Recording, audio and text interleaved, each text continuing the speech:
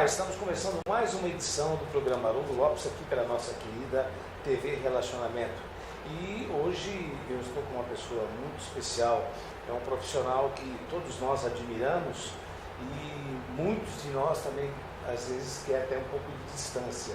Eu quero ser próximo dessas pessoas porque eu adoro a profissão desse amigo que já estive com ele em outros programas e que hoje nos dá a honra de conceder a entrevista, o comandante Wagner Leite. Tudo bem, Wagner? Tudo bom, André? Muito obrigado por ter aceito o nosso convite. Eu que agradeço o convite. Eu estou vendo que você está bem, tá saudável. Tudo bem. E ainda voa hoje ainda, né? Vou hoje ainda. Vai sair daqui e voa hoje. O Wagner Leite é comandante, pilota helicópteros há quanto tempo, Wagner? Há 28 anos. Aeronaves também? Aeronaves também. Estou na aviação desde 89. Comecei a voar em 91. Ah, é? Aliás, até a primeira pergunta que eu queria fazer. Quando eu vi o seu cartão, eu vi o helicóptero. O brevet, é brevet também? Sim. Ele serve tanto para pilotar helicópteros e aeronaves, ou você tem que ter cursos distintos? São distintos. É habilitação para helicópteros. Existem algumas categorias de helicóptero monomotor, bimotor e até por peso. E no caso de avião, é outra habilitação específica para avião, que é monomotor, multimotores e outras categorias que vêm acima, que é de motores a reação, enfim. Bom, que você é um apaixonado por aviação, isso eu já sei e está estampado aí no seu rosto. Agora, o que eu também sei que, se eu não me engano, e o Wagner vai confirmar aqui, me parece que aos 60, 65 anos, um piloto comercial tem que, queira ou não, deixar de voar os jatos comerciais. Isso é verdade? É tabu? Não, é tabu. Você pode voar enquanto você tiver saúde? Exatamente. O que vai restringir o aviador de trabalhar é a condição de saúde dele. Então, tendo a condição de que o exame médico da aeronáutica é feito anualmente. Sim. E você preenchendo os requisitos que esses exames requerem, aí você tem condição de continuar voando. Mas eu diria que até numa faixa de uns 70 anos, já, não é que é compulsório, mas aí já começa a partir para a aposentadoria, vamos dizer assim. Aí vai voar através daqueles joguinhos eletrônicos? Mas vai continuar voando, vai continuar voando, porque na veia de um aviador não corre sangue, corre querosene. Desde garoto, o Wagner era paixão? Eu tenho paixão por helicóptero. Eu fiz o meu primeiro voo de helicóptero, eu tinha 7 anos de idade. Ele falou, é isso que eu vou querer. É isso aí. Então aí até hoje. Antes que eu acho que todo mundo tem tanta curiosidade, né? Só para que você que está nos acompanhando aqui pela TV Relacionamento, está entre a segunda ou a terceira fobia do mundo. Nós temos aqui também uma psicóloga que está aí nos assistindo. É a segunda ou a terceira, Angela, a fobia? Acho que é a segunda fobia do mundo, né? A primeira é a fobia social e a segunda é a fobia de avião, de voar, né? E, ao mesmo tempo, é algo apaixonante, né? Mas, fiz aí só esse comentário, mas eu gostaria de ouvir. E um dos motivos que eu trouxe, além de também falar sobre o seu trabalho, eu gostaria muito de ouvir a sua opinião, Wagner, não só pelo seu caráter, mas pelo seu profissionalismo, porque, lamentavelmente, nós tivemos agora um ano do trágico acidente, um dos maiores acidentes com atletas, que foi da Chapecoense. E me parece que algumas barbaridades ocorreram, que foi hoje todo mundo já sabe que foi uma falha humana. Eu sei que é um pouco chato ter que tocar nesse assunto, porque você também pilota, são companheiros, mas todo mundo coloca de forma concreta de que a culpa foi do piloto. O piloto teria sido o mais irresponsável pela queda em que ceifou um número grande de pessoas. Como é que você vê esse acidente? O que você pode esclarecer para a gente hoje, com tudo que você ouviu e com a experiência que você tem de comandante de aeronaves, principalmente aí dos helicópteros que você pilota? Tá.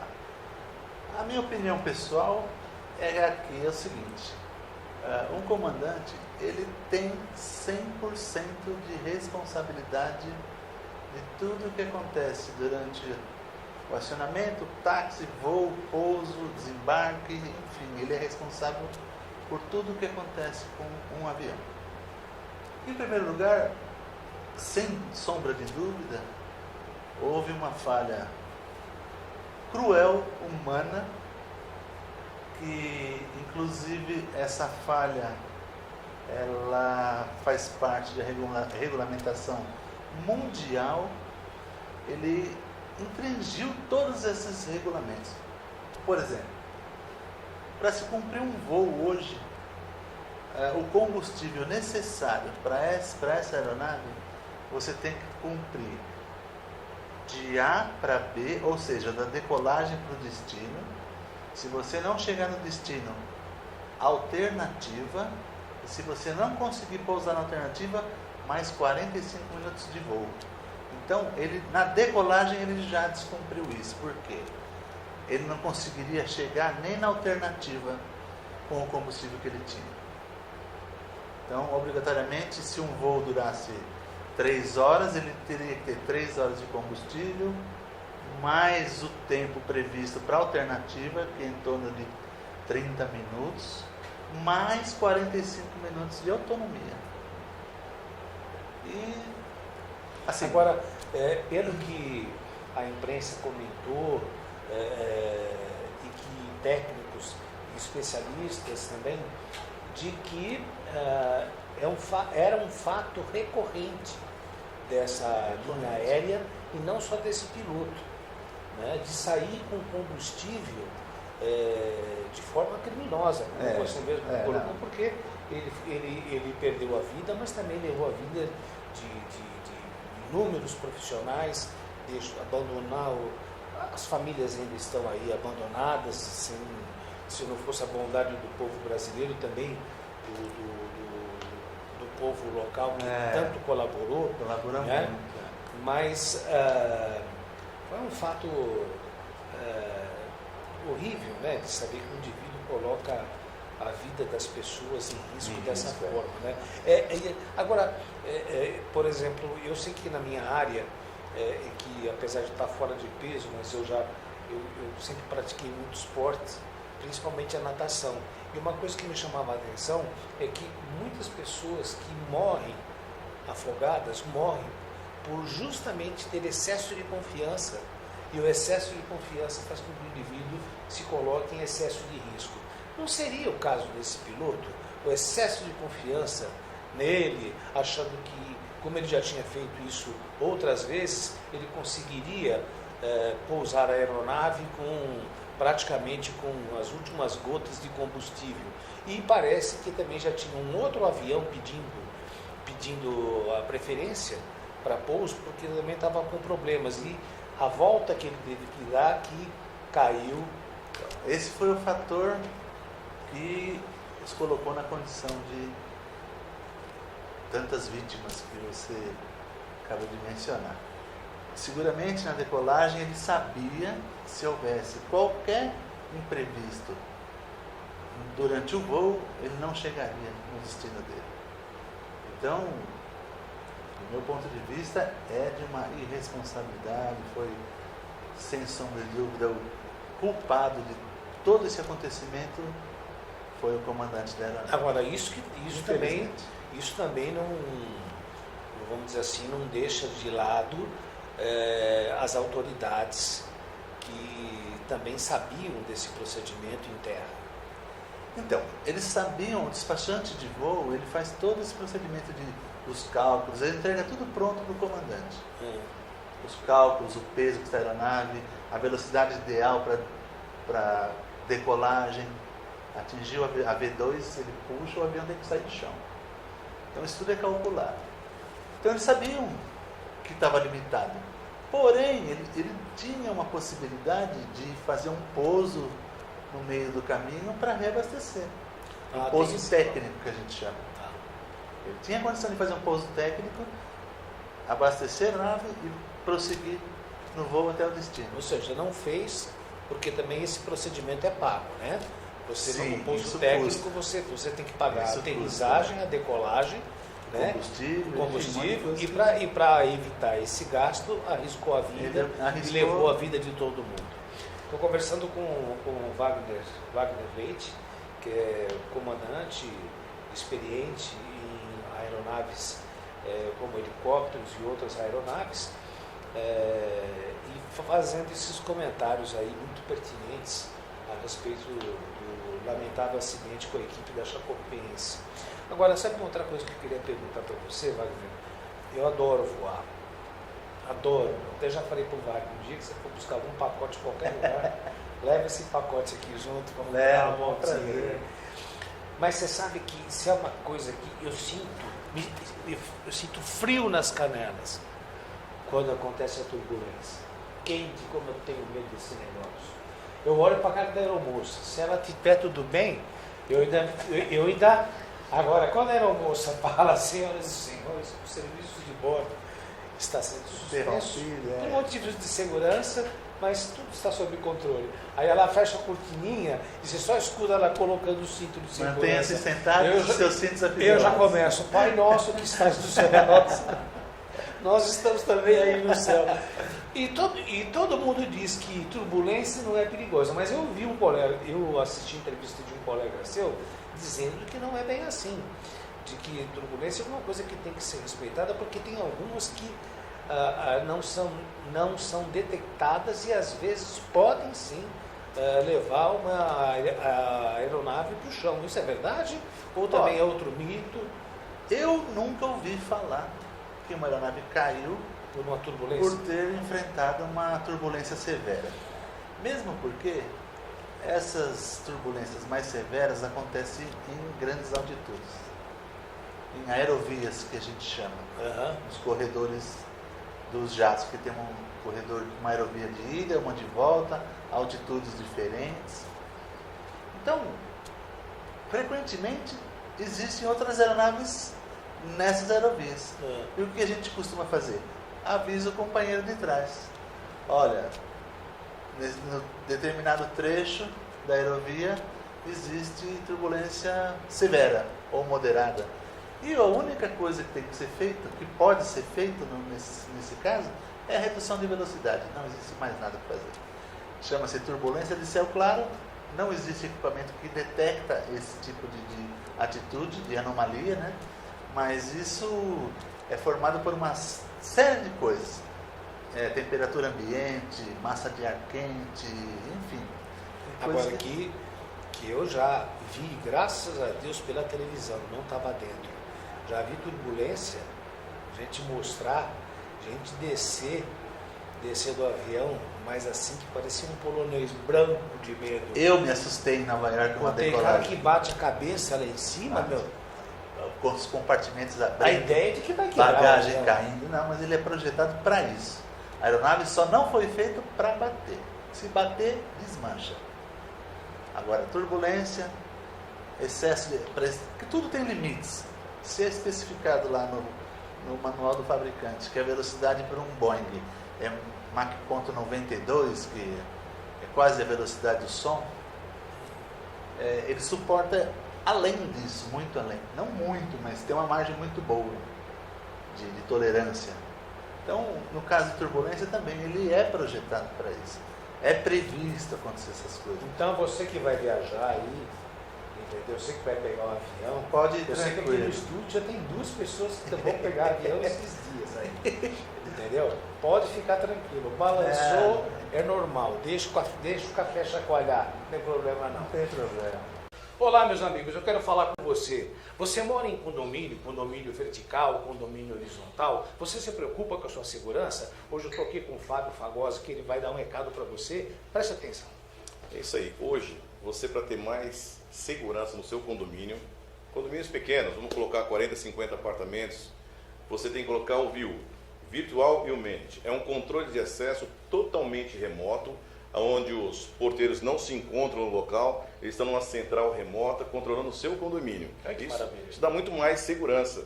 Porque hoje o que acontece? Se um bandido vai assaltar um condomínio, e ele prefere assaltar um condomínio porque tem muitas residências, muitas casas, uma em cima do outro no condomínio, quando ele adentra no condomínio, ele rende quem? Ele vai render o porteiro.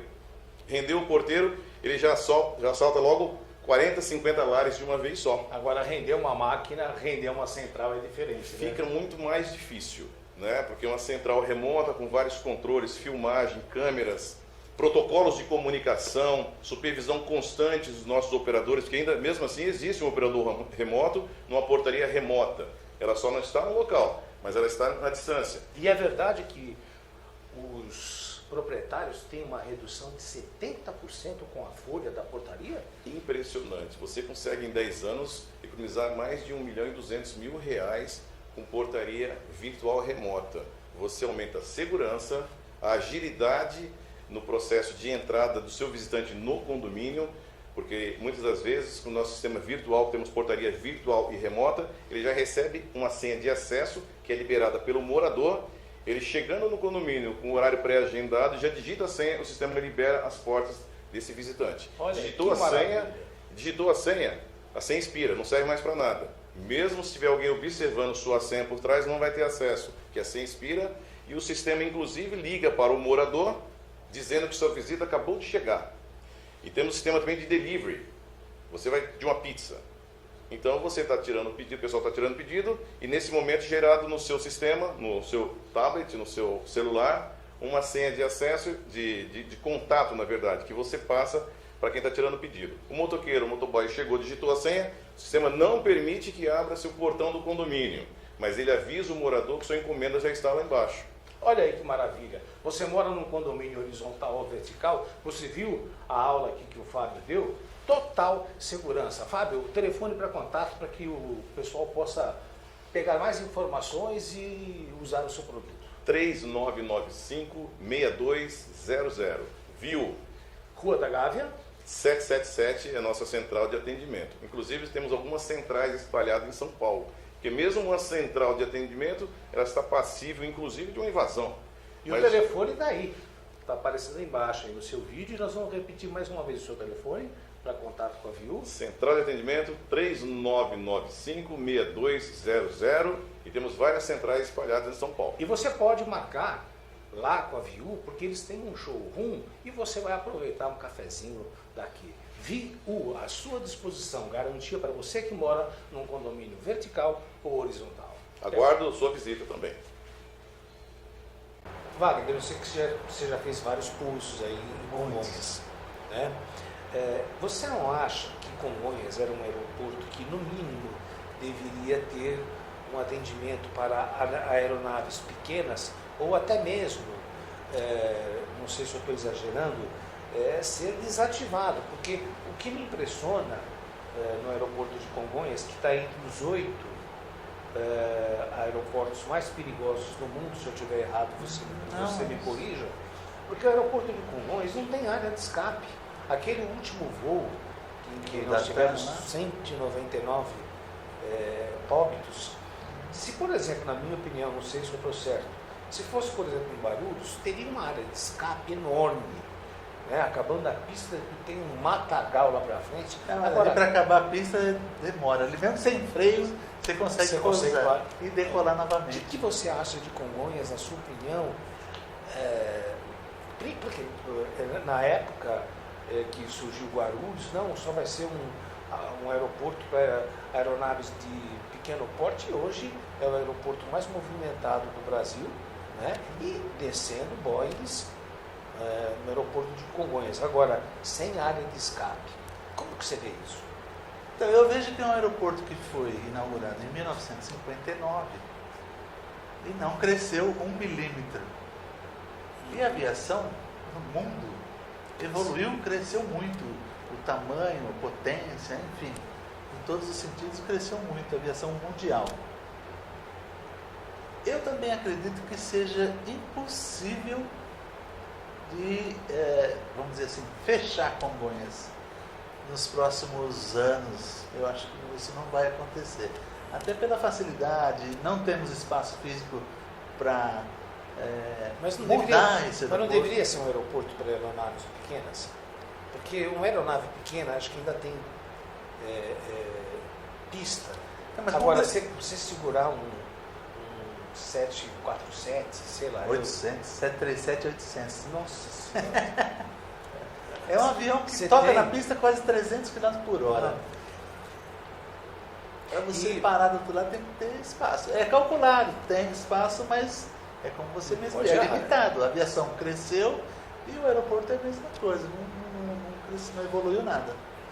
Assim, porque você veja, né, os dois, principalmente esse último acidente, a área de escape que ele encontrou foi a Rubem Berta, né? Então, ele pousou numa condição totalmente adversa, a pista estava molhada, ele comeu 30% da pista, então ali a turbina não responde no tempo suficiente para poder efetuar uma nova decolagem. É tudo calculado, com peso, vento, tudo calculado, a pista que você precisa para pousar, desde que você pouse, toque no lugar certo. Ele, por algum motivo, ele avançou 30% da pista e fez falta para ele no final. Quando ele atacou os motores, o motor esquerdo explodiu, porque o ataque foi muito violento.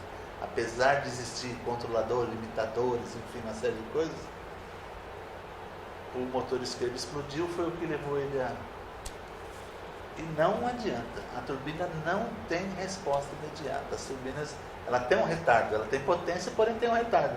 Quando você acelera, ela leva uns 20 segundos para começar a reagir, para você sentir essa reação que você solicitou dos motores. Eu estou conversando com o comandante Wagner Leite, ele que é profissional, pilota os helicópteros, aeronaves. Ô Wagner, como que você viu essa história aí recente, aqui em Congonhas, de um drone que ficou ali brincando ali, porque só pode ser uma pessoa ou de má índole, ou então um piloto frustrado, mas que desviou. Me parece que o aeroporto ficou praticamente 2 horas com problemas devido a um cidadão que colocou um drone ali passeando ali em Congonhas. Os drones mais sofisticados, com certeza isso é um problema para a aviação, porém calculado. A ANAC proíbe o voo de drone próximos aos aeroportos. Existe uma área que restringe a entrada de drone, que os pilotos de drone conseguem burlar esses sinais que coíbem sobre o voo do drone. É uma coisa muito séria. Eu acho que realmente pode causar algum problema grave, assim como os balões. Mas olha, eu vou tocar os balões. Nós podemos evitar com punições mais severas. Mais severas para o drone também. Para o drone também. Para os pássaros não, que entram nas turbinas. Agora, aquele Airbus que pousou no Rio Thames com os 2 motores apagados, porque ele pegou um bando de pássaros e apagou os 2. O pessoal fala que de vez em quando eu coloco meus entrevistados numa saia justa. Então você não vai ficar sem essa situação. Todo aeroporto tem um cone de segurança, né? Sim. Eu vou poupar o nome, mas é uma casa de... Enfim, é um prédio. Sim. É um prédio que está aqui no cone de segurança de Congonhas. É o único, né? Que qualquer leigo em aviação, você olha e você fala, mas escuta, esse prédio subiu não sei quantos andares, e será que ninguém viu? Ou é rota de avião? acontecem umas coisas estranhas, não, né? Então, eu acredito que a construção desse prédio que você se refere, ela foi acompanhada por alguém. Todo mundo Ou viu, não? né? Não, se eu fui modificar a garagem da minha casa, apareceu um fiscal. Ô, só tem alvará aí, engraçado, Não, é uma mas garagem, agora um aqui- prédio ninguém viu no cone. Nós estamos no Brasil hoje, aqui até. Então você pode ver em todas as redes aí a corrupção sendo de uma forma escancarada, virou uma coisa impressionante. Isso é um fruto de de propinas, de fiscais que se vendem, enfim, uma série de Mas coisas. aí- Porque senão Olha, seguramente não subiria. eu até o diria, prédio. eu concordo com você que aí tem fiscal, até a ANAC, será que a ANAC também não viu que aquilo estava subindo e ninguém toma uma providência? Eu acho que você foi muito feliz quando você falou, infelizmente, nós vivemos num país que tem seríssimos problemas éticos morais. Agora, É isso aí. não podia deixar de perguntar para você o seguinte, com toda essa experiência de voo, você já passou alguma pane? Já. Conta Já pra tive. gente como é que foi isso. Eu tive uma experiência com uma aeronave que apresentou problema limalha, porque existem alguns sensores nos motores que ela, pegando uma limalha, ela fecha um circuito e acende uma luz do painel avisando que alguma coisa está acontecendo. Sei. Algum material, algum rolamento, alguma coisa está se danificando dentro do motor. E eu tive esse aviso uma vez, coloquei a aeronave no chão, pousei na oficina, pedimos para retirar o motor, chamei um técnico do fabricante do motor e ele me disse que era, porque os motores são divididos em 5 partes, que era uma das partes da turbina que precisava ser substituída, que eu discordei dele. Enfim, ele substituiu a parte da turbina que ele disse que era, montou a turbina, os mecânicos colocaram a turbina no local, e eu fizemos um teste ali de 20, 30 minutos e não apresentou nada, ok. Saí para um voo, 40 minutos depois do voo a luz voltou a acender. Meu Deus. Aí retornei, pousei na oficina, chamamos o técnico novamente, tirou o motor, desmodulou, ele falou, eram só uns rolamentos aqui que precisavam ser trocados. Tá bom, então troca. Trocou os rolamentos, modulou, colocou a turbina no lugar. Saí de São Paulo, fui em Piracicaba, de Piracicaba para São José dos Campos, no meio do caminho o motor blum, explodiu. Explodiu? Chegou não a explodir de explosão, Sim, explodiu, entendi. ele moeu por dentro, Travou. travou tudo. Era monomotor? Monomotor. Monomotor? Monomotor. Aí eu fiz um pouso de emergência na fazenda, não aconteceu nada. Liguei para ele e falei, olha, o motor explodiu aqui. Pelo amor de Deus, amanhã cedinho eu te levo o motor inteiro aí. E não vai voar com esse motor desse jeito. Eu falei, nem se eu quisesse. O motor tá E travado. assim foi feito, colocamos a outra turbina no dia seguinte, fui lá, dei partida, continuei o voo e voltei para minha base. Mas não foi um susto, porque a gente recebe treinamento anualmente. Eu fiz vários cursos de reciclagem nos Estados Unidos, que prevê nesse curso, isso é uma das exigências, o treinamento de falha de motor. Existe falha do rotor de cauda, falha do motor, falha do sistema hidráulico. Então tudo isso você tem que treinar para você ver realmente qual que é a situação, as prioridades que você tem que ter no caso de um helicóptero. O que te salva é a rotação do rotor e a velocidade. O resto você esquece. Escolher um ponto para pousar, o motor parado. Eu fiz mais de 50 pousos nos Estados Unidos com o motor parado, no helicóptero. O instrutor simplesmente pega a manete de vazão e corta a turbina e ele fala, agora você pousa. a gente podia dizer que... Eu tenho de larga certa experiência, forma, como você falou, tem mais de 10 mil horas de voo, então a gente consegue fazer isso com certa tranquilidade. A não ser que esteja aqui no meio de São Paulo, que a gente chama de paliteiro. Aí já vamos ter que contar um pouco mais com a sorte para pousar o helicóptero em algum lugar. Olha, quem é que não gosta de viajar? Todo mundo gosta de viajar. Mas viagens, muitas vezes acontecem os imprevistos. Você já imaginou você estando no interior de São Paulo ou em qualquer estado e você não estava prevendo voltar, por exemplo, no dia seguinte? Meu Deus do céu, como é que eu faço? Onde é que eu vou me hospedar? Olha, eu vou dar uma dica porque ela é muito importante por vários motivos. A primeira, que você tem que acessar o site www.quemmequer.com.br e você vai lá se cadastrar e o dia que você precisar, você, por exemplo, olha, estou em tal cidade do interior, só tenho R$150 para pagar uma diária.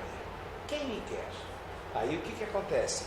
A Quem me quer tem um grupo especializado que entra em contato com todos os hotéis que você está ali por perto da região e faz a sua proposta.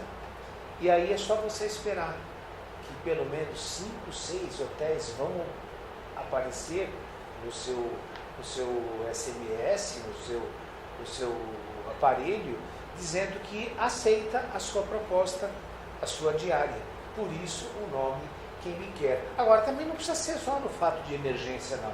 Se você quiser programar uma viagem, você também pode fazer a mesma coisa. Olha, eu vou ficar 4, 5 dias fora, mas eu quero um hotel bom e quero pagar no máximo R$150. Faça a proposta. Quem Me Quer vai espalhar a cidade que você está, você vai dizer quantas pessoas vão se hospedar e você vai dar o preço. E é só esperar a resposta de algum hotel que vai dizer: eu quero você. Daí, Quem Me Quer. www.quemmequer.br. Você escolhe para onde quer ir e você escolhe onde se hospedar. Aquele acidente que houve aqui no Jockey Club, em que o Rafael, meu amigo, o helicóptero de uma emissora de televisão teve que fazer um pouso de emergência. Ali, fator humano também, emocional, interferiu, dava para ter pousado. Eu sei que é chato dizer isso, não é chato. Isso é bom porque a gente luta incessantemente para evitar acidentes por falha humana. Falha mecânica, todo mundo está sujeito, mas na aviação é isso aqui. Ó.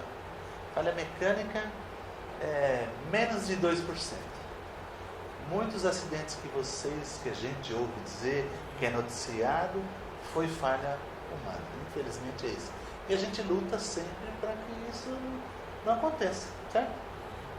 Naquela condição, o Rafael é muito meu amigo, um piloto com uma boa experiência, mas ele cometeu um único erro que ele não podia ter cometido. E eu não sei o que levou ele a cometer esse erro. Ele reportou para um outro amigo que estava voando que tinha dado problema no rotor de cauda, que ele estava sem o comando do rotor de cauda, que são nos pés. E nesse caso, o fabricante determina que você não pode matar a velocidade. Você tem que manter uma determinada velocidade e prosseguir para um pouso corrido, que nem um avião. Ele vai arrastando o esquino na grama, no asfalto, seja onde for. Daria, no meu ponto de vista, para ele ter ido até o campo de Marte, solicitado o pouso de emergência, com ambulância, com bombeiro, com tudo já prevendo o pouso. Porém, ele estava próximo ao Morumbi ali quando aconteceu, ele fez a curva como se fosse para ir para Congonhas, e ele matou a toda a velocidade. O helicóptero caiu girando, não sei se você se lembra das imagens. Ele caiu girando. É o básico para que isso não aconteça, é manter a velocidade. E ele, não sei se há outro motivo de explicação para ele ter diminuído a velocidade, mas eu não vi o relatório desse acidente. Porém, seguramente ele a não ser que tenha sido um motivo plausível, ele não poderia ter diminuído a velocidade. Então, nós estamos encerrando aí, e eu sei que muitas pessoas aí se preparando para viajar. Nós podemos colocar mesmo assim que a segurança de voo é em torno de 90%, 95%. É mais, 97%, 90%. Os 2, 3% seria... Você sabe qual é o meio de transporte mais seguro do mundo? Avião, né? Elevador. O elevador? E mesmo assim dá acidente. Mas só que ele não me leva para o Rio, não me leva para o Nordeste. Todas as vezes que você vai entrar no elevador, verifique se o mesmo encontra-se. Existem falhas. Mas é raro, mas acontece. E a aviação está em segundo lugar. É seguro, é muito prazeroso. Voar, para mim, é como se fosse um lazer. Me sinto como se estivesse sentado aqui, 100% seguro. Sei o que eu estou fazendo, sei o que está acontecendo. Então, eu acho que você respeitando as limitações, no caso de um aviador, dificilmente você vai ter problema na aviação. Wagner Filho, comandante de aeronaves, helicóptero, outras aeronaves também. Eu gostaria de agradecer muito a sua entrevista, Eu de ter aceito o convite, fico o nosso lisonjeado. convite. Espero voltar e gostaria de agradecer também a você que nos acompanhou até esse momento e que não deixe também de prestigiar e dar a sua audiência aos outros apresentadores aqui da TV Relacionamento. Nós voltamos em breve com o programa Haroldo Lopes. Tenham todos um bom dia, muito obrigado.